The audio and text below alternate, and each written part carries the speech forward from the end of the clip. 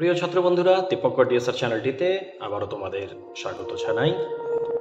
আজকের এই পর্বে আমরা দেখে নেব এবিটিএ টেস্ট পেপারের 203 পাতায় ভূগোলের যে প্রশ্নটি রয়েছে সেই প্রশ্নের সমাধান। চলো দেরি না করে তাহলে আমরা প্রশ্নোত্তরেই চলে যাই। এর আগের ভিডিওগুলিতে আগের যতগুলো পেজ আছে সেই পেজগুলোর কিন্তু সলিউশন রয়েছে, তোমরা প্লেলিস্টটা চেক করবে এবং আশা করি তোমাদের সব প্রশ্নের উত্তর সেখানে পেয়ে যাবে। আর যদি চ্যানেলটিতে নতুন হয়ে থাকো অবশ্যই সাবস্ক্রাইব করে দিও, কারণ সম্পূর্ণ বই তোমাদের জন্য সলিউশন নিয়ে আমি তোমাদের পাশে রয়েছি। তাহলে দেখো প্রথমে কি রয়েছে। বিকল্পগুলি সঠিক উত্তর নির্বাচন করো। এমসিকিউ 14টি এমসিকিউ, প্রত্যেকটি এক করে। প্রথম যেটা রয়েছে দেখো, অবরোহণ প্রক্রিয়ায় প্রাকৃতিক শক্তির ক্ষয় কাজের শেষ সীমা হল সমুদ্রপৃষ্ঠ। 1-2 দুটি সিপ বালিয়াড়ির মধ্যবর্তী করিডোরকে বলা হয় গাসি। এর আগেও কিন্তু একটা পাওয়া গেছে যে দুটি সিপ বালিয়াড়ির মধ্যবর্তী অংশকে কি বলে, করিডোর বলে, কিন্তু সেটাই করিডোরকে আবার কি নামে আমরা জানবো, সেটাকে গাসি নামে জানবো। 1-3 বায়ুমণ্ডলের যে উপাদানের প্রভাবে আকাশে বর্ণ বৈচিত্র্য লক্ষ্য করা যায় তা কিন্তু ধূলিকণা। ধূলিকণার জন্যই কিন্তু আমরা আকাশে বিভিন্ন বর্ণচ্ছটা দেখতে পাই। 1-4 এল নিনোর বছরগুলিতে ভারতে হয় খরা। 1-5 যে তিথিতে চাঁদ ও সূর্যের মাঝে পৃথিবী থাকে তা হল পূর্ণিমা। 1-6 আগুলহাস স্রোত দেখা যায় প্রশান্ত মহাসাগর, ভারত মহাসাগর, সুমেরু মহাসাগর, অবশ্যই ভারত মহাসাগরে। 1-7 তেজস্ক্রিয় বর্জ্যের মূল উৎস পারমাণবিক শিল্প। 1-8 ম্যাকমোহন লাইনটি দেখা যায় অরুণাচল প্রদেশে, কারণ এখানে চীন সীমান্ত রয়েছে। 1-9 আম্রবৃষ্টি সংঘটিত হয় গ্রীষ্মকালে দক্ষিণ ভারতে। 1-10 ল্যাটেরাইট মৃত্তিকা দেখা যায় পশ্চিমঘাট পর্বতের পশ্চিম ঢালে। 1-11 রেটুন প্রথা প্রয়োগ করা হয় ইক্ষু চাষে। 1-12 উত্তর ভারতের ম্যানচেস্টার বলা হয় কানপুরকে। 1-13 ভারতের দীর্ঘতম জাতীয় সড়ক পথ হল NH-44। 1-14 টোপোগ্রাফিক্যাল মানচিত্রে সমোন্নতি রেখা অঙ্কন করা হয় যে রং দিয়ে, তা হলো বাদামি। তাহলে এমসিকিউ হয়ে গেল। এবার আমরা দেখে নেব যে শুদ্ধ অশুদ্ধতে কি রয়েছে। তাহলে প্রথম শুদ্ধ অশুদ্ধ দেখো, 2-1 নদীবাহিত প্রস্তরখণ্ডের সঙ্গে নদীর তলদেশের ঘর্ষণের ফলে যে ক্ষয় সৃষ্টি হয় তাকে অবঘর্ষ ক্ষয় বলে, শুদ্ধ।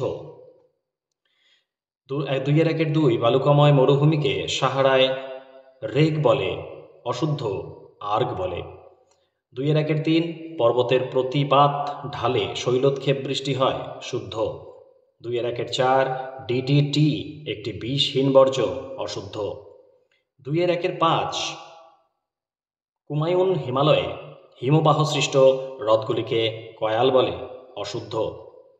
2-6 বিপিও বিজনেস প্রসেস আউটসোর্সিং কথাটি তথ্য প্রযুক্তি শিল্পের সঙ্গে যুক্ত, শুদ্ধ। 2-7 উপগ্রহ চিত্রে ছদ্ম রং ব্যবহার করা হয়, অবশ্যই শুদ্ধ। তাহলে এবার দেখব 2-2 যেগুলো রয়েছে শূন্যস্থান পূরণ। ফানেল আকৃতির চওড়া নদী মোহনাকে বলা হয় খাড়ি। 2-2 উষ্ণ ও শীতল সীমান্তের সৃষ্টি হয় নাতিশীতোষ্ণ ঘূর্ণাবর্তের ক্ষেত্রে। 2-3 উষ্ণ উপসাগরীয় স্রোতের প্রভাবে নিউফাউন্ডল্যান্ড অঞ্চলে তুষারপাত ঘটে। 2-4 অব্যবহৃত অকেজ মোবাইল একটি ইলেকট্রনিক বর্জ্য। 2-5 ড্যাশ হলো উত্তর পূর্ব ভারতের এক প্রকার স্থানান্তর আদিম কৃষি পদ্ধতি, সেটি হচ্ছে ঝুম চাষ বা ঝুম। 2-6 পশ্চিমবঙ্গের ড্যাশতে ধানের গবেষণাগার রয়েছে, চুচুড়াতে ধানের গবেষণাগার রয়েছে। 2-7 স্পট নামক দূর সংবেদন উপগ্রহটি কোন দেশের ড্যাশ দেশের প্রেরিত উপগ্রহ? ফ্রান্সের প্রেরিত উপগ্রহ। 2 এর 3 এর 1, এবার এক কথায় উত্তর দাও। 2 এর 3 এর 1, নদী বাঁকের কোন দিকে ক্ষয় বেশি ঘটে? অবতল পারে কিন্তু ক্ষয় বেশি হয়, আর উত্তল পারে সঞ্চয় হয়। 2 এর 3 এর 2, কোন জেট বায়ু ভারতে মৌসুমী বায়ুর আগমনে সহায়তা করে? পূবালি জেট বায়ু আগমনে সহায়তা করে। উত্তর পূর্ব মৌসুমী বায়ুকে পাঠিয়ে দেয় হচ্ছে পশ্চিমী জেট। চাঁদ ও পৃথিবীর মধ্যে সর্বাধিক দূরত্বপূর্ণ অবস্থানকে বলে অ্যাপোজি।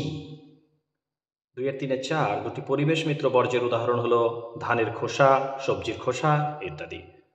2 এর 3 এর 5, কোন দ্বীপের দক্ষিণতম বিন্দু ইন্দিরা পয়েন্ট? নিকোবর দ্বীপের দক্ষিণতম বিন্দু। 2 এর 3 এর 6, ভাকরা নাঙ্গাল নদী পরিকল্পনা কোন নদীতে গড়ে উঠেছে? হিমাচল প্রদেশের সতলুজ নদীতে সেটা কিন্তু গড়ে উঠেছে। 2 এর 3 এর 7, ভারতের সর্বাধুনিক বন্দরের নাম কি? জওহরলাল নেহেরু বন্দর, যেটা কিন্তু মুম্বাইতে অবস্থিত। 2 এর 3 এর 8, উপগ্রহ চিত্রের ক্ষুদ্রতম একক হচ্ছে পিক্সেল।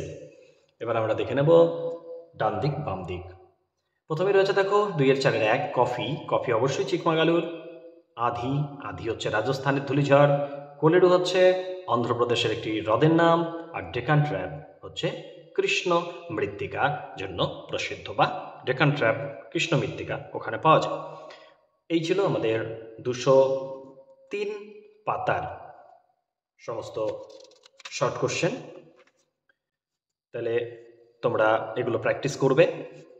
যদি কোনো প্রশ্ন নিয়ে কনফিউশন থাকে অবশ্যই কমেন্টে জানাবে। পরবর্তী ভিডিওতে আবারও আমরা দেখে নেব যে পরের যে প্রশ্ন তার সমাধানগুলো। চ্যানেলটিতে নতুন হয়ে থাকলে অবশ্যই সাবস্ক্রাইব করে দিও। ভালো থেকো সবাই, ধন্যবাদ।